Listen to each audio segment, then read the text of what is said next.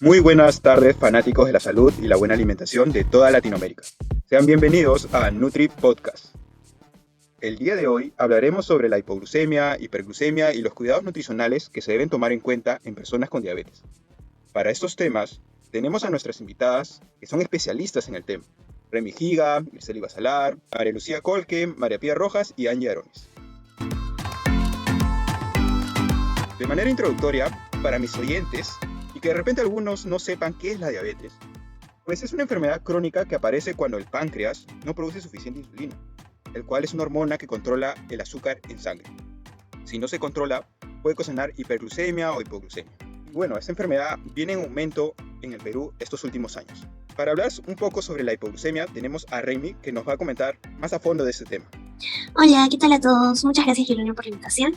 Bueno, sí, como estabas comentando, la diabetes es una patología, una enfermedad que está, pues, afectando mucho más, ¿no? A nivel global, y es importante darle este énfasis para que la gente y todo el público en general pueda saber qué es la diabetes como tal.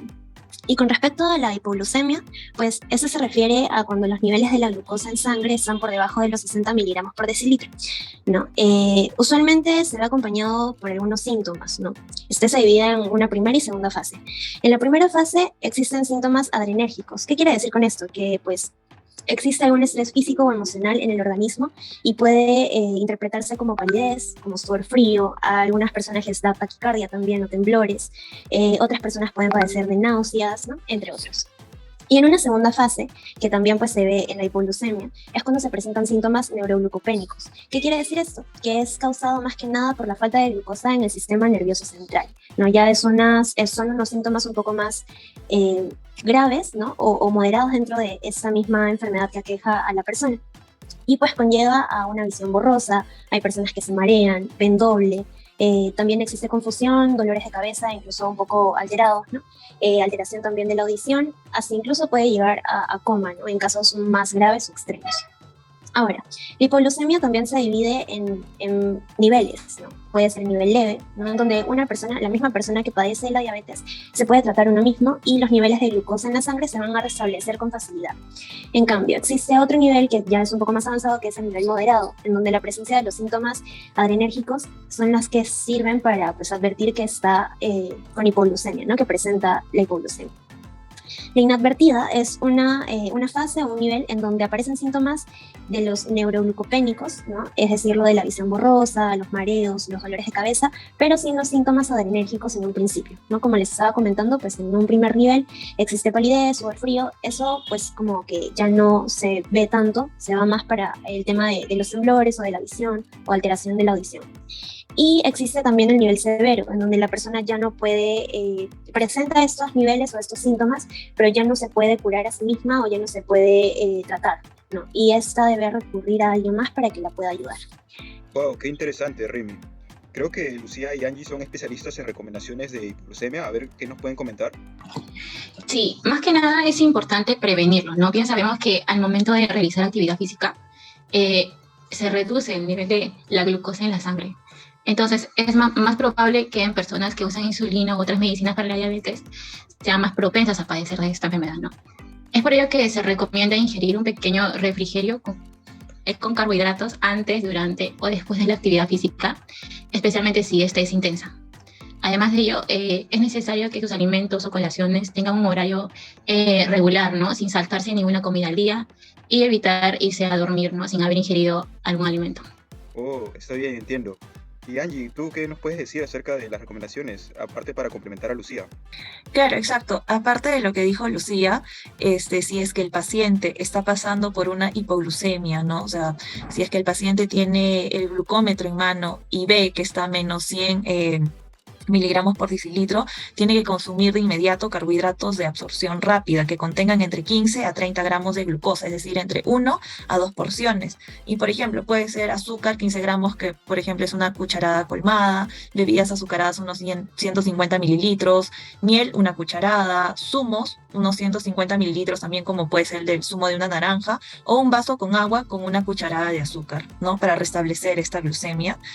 Y si a los 15 minutos se vuelve a evaluar con su glucómetro y sigue este nivel menor a 100 miligramos por decilitro, tiene que repetir las indicaciones, ¿no? que se ha indicado con carbohidratos de absorción rápida, pero si esta se restablece y se restablece a valores mayor a 100 miligramos por decilitro, pues el paciente puede tomar hidratos de absorción lenta para prevenir nueva hipoglucemia, ¿no? Ya optando por su comida que le toque, ¿no? Por ejemplo, si está muy pronto a su desayuno, almuerzo o cena, pues que lo consuma.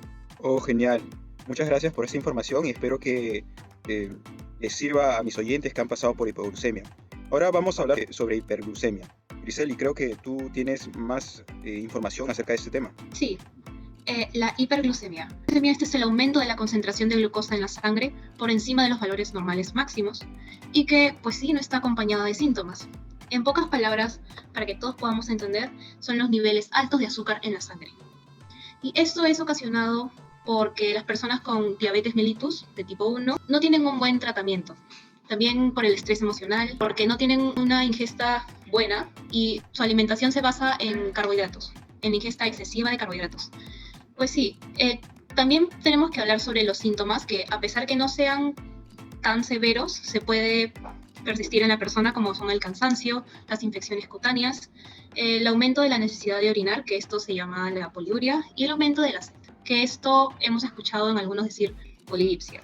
En realidad esto se tiene que tratar a tiempo porque hay algunos casos que los valores llegan a 400 miligramos por decilitros y esto ya puede ocasionar problemas severos en la persona. Yo también pienso lo mismo, que se debe actuar de manera preventiva para evitar dichas complicaciones, ¿no? Y bueno, después va a venir María Pía para brindarnos las recomendaciones de hiperglucemia. Exactamente, justamente iba a hablar sobre los cuidados nutricionales que se debe tener en la misma hiperglucemia, en lo cual lo primero que se debería realizar es poder medirse también la glucosa con el glucómetro, para así obviamente tener un seguimiento y ver obviamente en qué miligramos se encuentra obviamente la glucosa en sangre y poder actuar obviamente inmediatamente. Segundo, lo que también se podría hacer es, consumir los alimentos ricos en carbohidratos, pero que sean carbohidratos complejos, o sea, que contengan fibra para que así obviamente pueda lentecer la glucosa en sangre.